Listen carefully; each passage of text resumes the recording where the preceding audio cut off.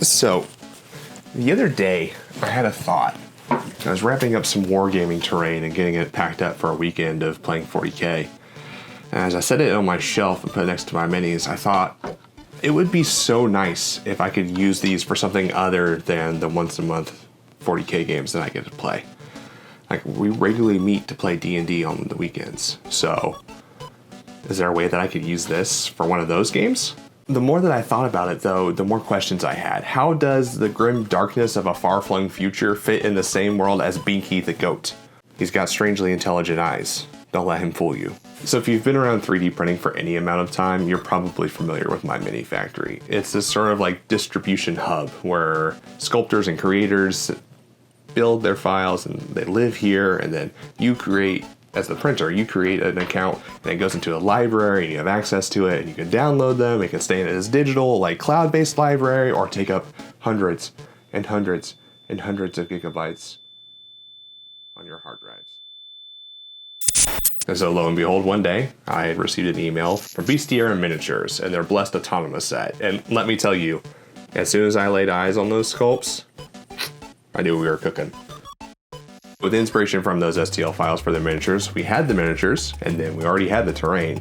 So it's time to build an epic D&D encounter for our players. Now, I know you're saying before I get started with this, like, ooh, can't you just use your imagination? And we could just say that it is a dwarven ruin and an elven ruin. Instead of cables and machinery, it's actually rock and stone. Yes, I've done that before, but why miss out on the opportunity to build something really unique for your table? An encounter in a world that just doesn't fit with the normal fantasy archetype. With some ruins and shipping containers printed and painted up, I'll begin to set the scene. Using some of my absolute favorite terrain I've ever made, these rock stackers. I'll be able to add some verticality to these encounters, which as well makes movement more dynamic.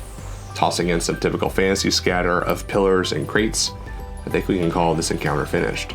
Cain is a fallen solar, kicked from Mount Celestia for creating horrible machinations that spit in the face of other divine creations. Driven mad with the goal to create life in his horrible visage, he secluded himself from the outside world to perfect his craft.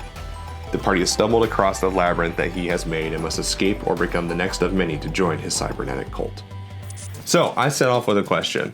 Can you use your 40k terrain or wargaming terrain in your D&D sessions? And I think the answer is a resounding yes.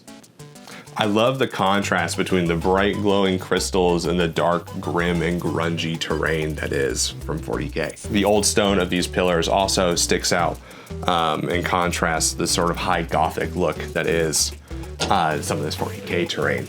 So let me know if you've got any ideas. Again, these rock stackers are some of my favorite terrain that I've ever made, and they have been useful for both role-playing and wargaming. So, and with that, I think our encounter is built. So if you have any ideas or suggestions, let me know down in the comments below, and I'll see you in the next one.